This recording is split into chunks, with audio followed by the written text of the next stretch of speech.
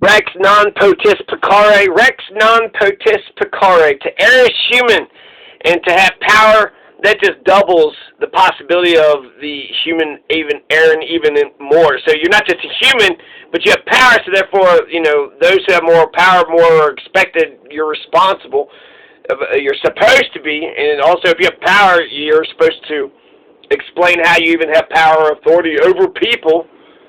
But the king can do no wrong. The king can do a lot of wrong. The king is probably always wrong just by the very virtue of him assuming he's a king. Rex non potest pecare, no, Rex is wrong just for being a Rex. So Ex Parte Young, 1908, Ex Parte Young. What a crazy world we live in. Ex Parte Young. Okay, so let's go back to 1908. This is, you can sue the state, there's sovereign immunity, so you can't sue like the state of Texas, that legal fiction, right, that nation state. You cannot sue, but you can sue the governor of Texas, the man himself. You can't sue the office, I don't think. Or maybe yes, maybe the individual officers and the individuals, but not the government itself. So fucking dumb. You have to write up this stupid way. Instead of just saying you sue the state of Texas, you got to say, no, I'm suing the governor and the legislative branch and the judicial branch and the officers and this person and that person. And you got to write the specific name. You're suing the state of Texas, but instead of just putting it that way, people have to... Okay, so Ex Parte Young, 1908 Ex Parte Young. That could be a silver bullet for those to get, individuals to get some justice from federal courts for state pirating copyrighted material like they did in the Allen v. Cooper case. And Ex Parte Young, ex parte from one party, that's what X... So essentially, this is one man, okay, Edward T. Young. And he is the Attorney General. And then the Supreme Court's going to fade into the background, right? No, it's a Fuller court. So this stupid-ass Fuller, this asshole, this piece of shit Fuller, he's going to fuck over Edward T. Young, who essentially says, I got sovereign immunity, and then the Supreme Court says, no, you do not. You don't have sovereign. Fuck you. He insulted the Supreme Court. So they fucked him over, held him in contempt, and threw him in jail. 1908, 8-1 decision. So virtually almost unanimous. Harlan dissented, but 8-1 decision, pretty strong decision. And the Edward T. Young, okay, so he's going to go to jail. Edward T. Young, he's the Attorney General. The Supreme Court is going to throw him into jail under contempt charges. While he's in jail, he's going to petition for a writ of habeas corpus and certiorari. And he's going to title it Ex Parte Young, meaning from one party, by one individual, without notice to the other parties. And he's in jail. It's the only way that he can kind of do this. So the 1908 Ex Parte Young, a lot of fun elements here. It's kind of like habeas corpus, right? All you got to do is ex parte, and then they're all like, shit, Latin, oh man, that's habeas corpus, certiorari. Let's just talk in a dead language for the rest of our goddamn lives. You talking a dead language, I talking a dead language, fuck it. Who gives a shit? So this allows suits in federal courts for injunctions against officials acting on behalf of the states of the Union to proceed despite the state's sovereign immunity when the state acts contrary to federal law or the U.S. Constitution. So I don't know if you heard all that logic. It's kind of twisted, but they eventually get to the right place. You can sue a state. You could sue an officer of the law, because if the officer, let's say the governor of Texas, is breaking the law, breaking federal law, you could sue him because he's not being the state of the, he's not being the governor. He's not being the governor of the state, and if he's acting outside of federal law, therefore he's not acting in accordance with his state officer duties, therefore he could be sued and brought up on charges. So they do have to listen to federal law, and this specific case was an injunction for taxes, for rates. They were going to cap the rates on the railroads.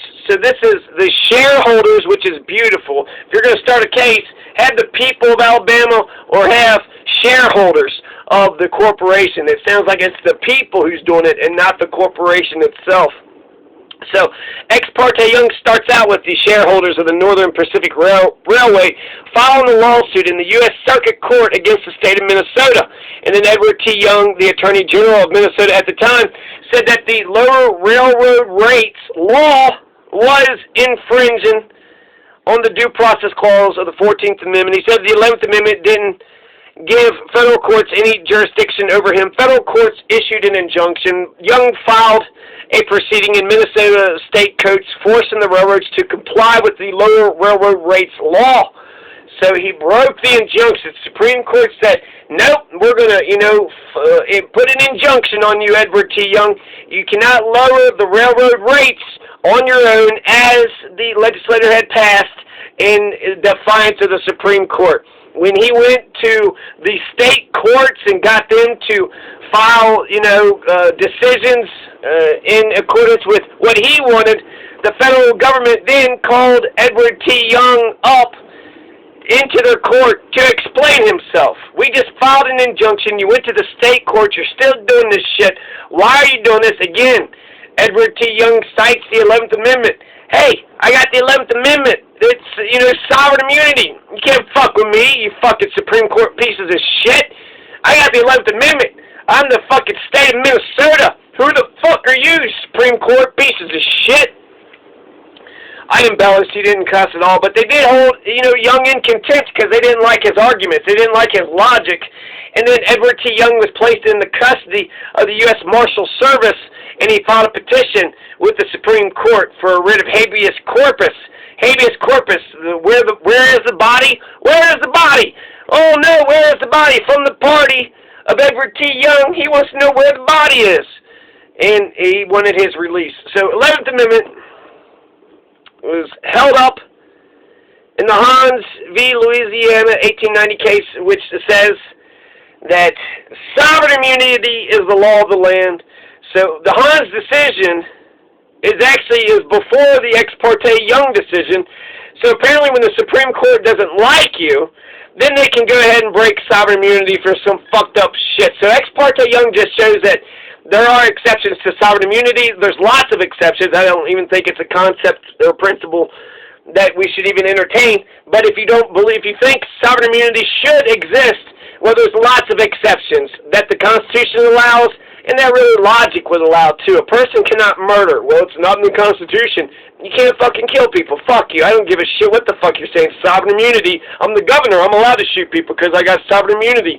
I think they could make an argument like that. They're not, running out and abusing this power per se. They're fucking over copyright owners, but they're not murdering and raping and pillaging, right? They're not. So, none that we know about. But if they did, they could just say sovereign immunity. They could just use this cover and do whatever the fuck they want to do. And so, yeah, he explained, first time 11th Amendment gives me sovereign immunity, and then he explained it again. The Hans decision says that he's correct, right? The Hans decision says he's got sovereign immunity, but they're like, we got power somehow, some reason. We got power over you. So it has to do with the railroads, maybe the Commerce Clause. So that could, enter into the discussion. You got the due process clause of the 14th Amendment, 11th Amendment, a lot of elements, a lot of fun elements here. The Fuller Court, Holland dissents. He basically said that it was too quick of a decision or something. I forget. Who knows? And really, who gives a shit? They're all dead anyway. So if they knew anything, then why'd they die? No, I'm just kidding. 1908, Ex Parte Edward T. Young. So Ex Parte Young decision. The 1908 Ex Parte Young decision suggests that there are exceptions to the sovereign immunity. So this is a point for me. This is a point on my side of the argument. Now Harlan, okay, we do have what Harlan says. Harlan, he's the dissenter. He angrily condemns the 1908 Ex Parte Young decision because it was a radical change in our government system that would place the states in the Union in a condition of inferiority never dreamed of when the Constitution was adopted or when the 11th Amendment was made a part of the supreme law of the land. So he's saying he was pissed. He was pissed that they did not, abide or listen to sovereign immunity with the 1908 Ex Parte Young decision. He's like, oh my fucking God, are you kidding me? The federal government can just throw attorney generals into jail whenever they feel like it? What about governors? Can they throw governors into jail whenever they feel like it? The Constitution itself doesn't even give the Constitution sovereign immunity because it can be amended. So the federal government's blowing a big-ass opportunity here. You want to protect copyright laws? You're going to fuck over Allen v. Cooper, the 2020. You're going to fuck over Frederick Allen. That's some bullshit, Atlantic Kagan. That's some bullshit. 1908, Ex Parte Young suggests that there's exceptions to sovereign immunity, or perhaps there's no fucking thing as sovereign immunity. If you're the state official of Minnesota and you break the fucking law, fuck you. You go to jail just like anybody else. So this is a good rule of law case, and then he's in jail, and he actually, I think he wins the thing. He gets out, right? He gets free. I'm not for sure what happens to him. But they did say, essentially, what did they say? I guess if you want to find out, if you want to find out the end of the 1908 Ex Parte Young decision, you got to read the book. I'm John Masters, Southern Colorado. Today's Thursday, March 26, 2020. Free Julian Assange. Peace.